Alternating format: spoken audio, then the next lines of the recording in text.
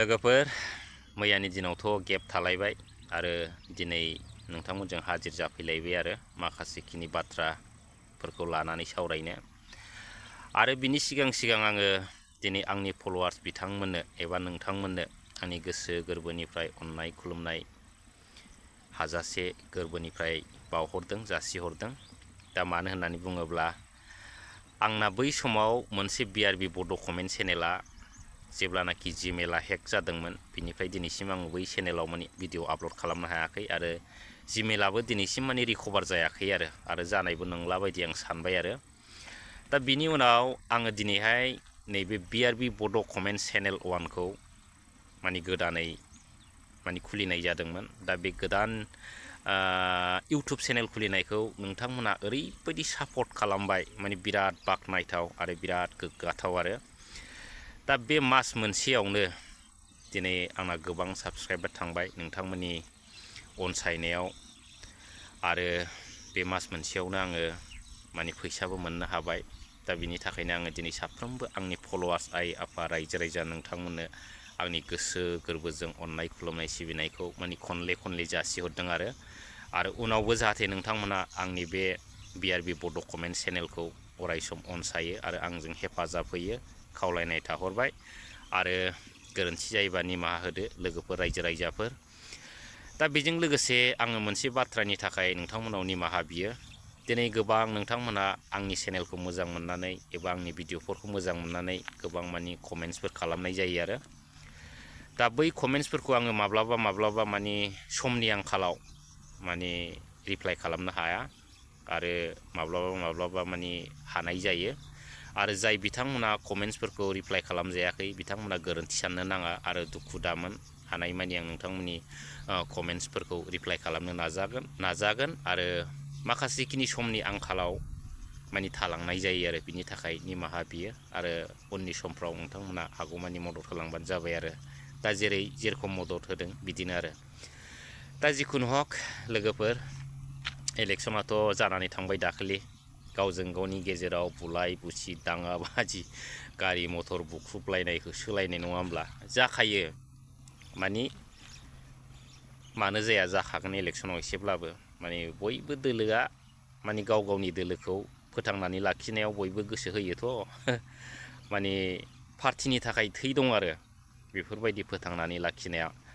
दा बिनि गेजेराव आं बेखौनो बुंनो सानदों दिनैनि नैबे इलेक्सनाव जोंनि साफ्रोमबो बर' रायजो राजाफ्रा माने सिरि मोननो रोंदों आं बेखौनो माने रायजो राजाफोरखौ साबायखर होगोन आरो दा दिनै BTC फोजोबग्रा जेनाखि प्रमद बर'नि दोलो आरो बर' जाथिफोरखौ माने होरलां होथां खालामग्रा बे प्रमद बर' बिथांनि दोलो आरो बेजों लोगोसे दुलाराय बर' फरायसा आफादा थाफादों। बिथांमोना आगसि आगदा जानानै खामानि मावदों अब्लाबो बिथांमोना दिनैनि दिनाव हारिनि गाज्रि खामानि मावनायनि थाखाय बिथांमोना माब्लाबाबो देरहानो हाया आरो रायजोफोर आरो रिजाल्टआथ' दिनै सानसेनि उनाव गाबोन ओंखारसिगोन नालाय दा बेखौ नेनानै थाबानो जाबाय।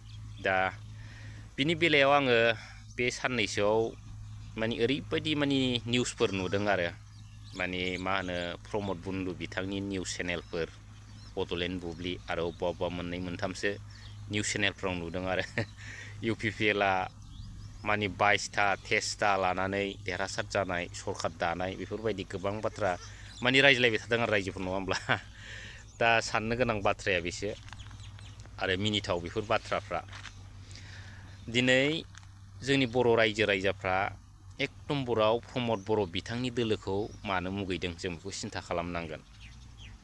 बिथाङा दिनै जाथिनि मोजां खामानि मावनो हायाखै आरो जाथिखौ माने गोथौ हाखरनि लामाजों बिथाङा लांदों। बिनि थाखायनो रायजो राजा बुजिनो गोरों इन्टेलेक्सुवेल बिथांमोना दिनै सासेबो सापर्ट खालामाखै आरो जाय बिथांमोना सापर्ट खालामदों बै बिथांमोना जाहैबाय थाखानि आरो गादि लुबैसुला बैफोर मानसियासो प्रमद बर' बिथांनि सरकारखौ सापर्ट खालामदों लोगोफोर सिदा बाथ्रा। दिनै गोबां इन्टेलेक्सुवेल बिथांमोनाबो प्रमद बर'खौ सापर्ट खालामदों खिन्थु बै माखासे सापर्ट खालामग्रा इन्टेलेक्सुवेलफ्रा बिथांमोना थाइसे थाइनैजों बायजानाय सासे दैदेनगिरि दा फैगोन समाथ' बिथांमोननि थाखाय बिराद गाज्रि सम साननांगोन आरो रायजोफोर। दिनै दुलाराय बर' फरायसा आफादखौ दुसिया सानबाबो दुसिनो गोनां जायो आरो जों दुलाराय बर' फरायसा आफादखौ गाज्रि मोना एक्सुवेलि बयबो गाज्रि मोना खिन्थु जोङो दैदेनगिरि बिथांमोनखौ गाज्रि मोनो। जिहेतु दिनै जाथिनि सेन्टिमेन्टआव बिथांमोना खामानि मावा, थाखा फैसानि सेन्टिमेन्टआव बिथांमोना खामानि मावो। दा बे जोंनि दुलाराय बर' फरायसा आफादनि अबस्थाया मा जागोन बिदिब्ला? दा नैबे दानि जेनाखि इलेक्सन आरो बे इलेक्सनाव जेननाय लोगो लोगो एबसु आरो UPPLनि हालोदा ओरैबायदि अबस्था जागोन, बिथांमोना माने सरखारजों थाफानानै खामानि मावनायनि साहसानो फैनाय नङा रायजोफोर। बे हयले एक नम्बर खाथां आरो। दा बिथांमोना फाइनालि मा जाहैगोन, माने ओरैबायदि मोनसे बिथांमोना पलिसि लानांगोन आरो, माने बड'लेण्डनि मुङाव बिथांमोना आन्दलन खालामनो मोनसे पलिसि लानांगोन आरो। थारसारा जेबो पलिसि गैया।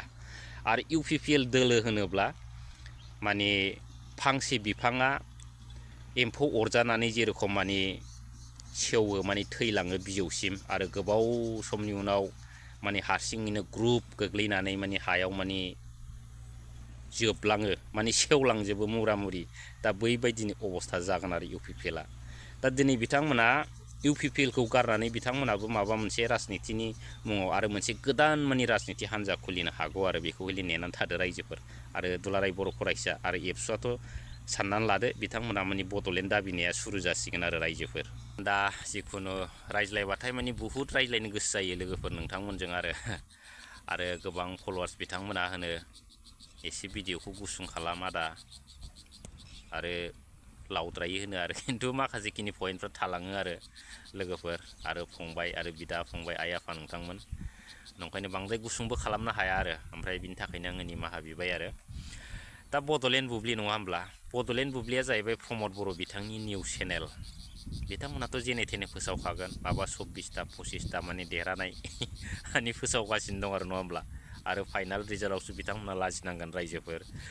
दिनै बिथांमोना 24-25टाल' होननानै लाब गैया, 40टा 45टाखौनो देरहाबाय होननानै लादोब्रा बड'लेण्ड बुब्लि नोंथांमोन। आरो गासिखौबो लानानै देरहाजोब्बाय होननानै लाबानो जाबाय, नङा होमब्ला? दा बेफोरबायदिनो लासिं सिं आरो बे प्रमद बर' बिथांनि निउस चेनेल होनबा दुनियानि जगन्य आरो लासिं सिं।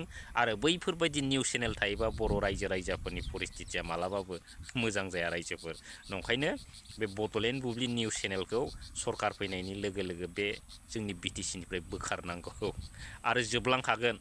आरो बिथांमोना गोबां जायगायाव थांनानै माने निउस कालेक्सन खालामनो हानाय नङा। आरो कुसुगाव पर्बजरायावथ' आं लोगो मोनोबा दिख्रुबखायो आं बे निउस चेनेलखौ। नायबानो जाबाय लोगोफोर, मोनसे रेकर्ड लागोन आं निउस चेनेलखौ दिख्रुबनायनि, बेखौ हले बुंहरखानाय जाहैबाय आरो। दा जिखुनु मा बुंबावनो रायजोफोर, नङा होमब्ला? सरकारा फैग्रोथोंसै आरो रायजो राजानि मोजां मावनो थाखाय माने गोबां प्रतिश्रुति होनायबो दं महिलारि सारा, आरो बिथाङा जेखौ मावनो हायो बेखौसो बुङो।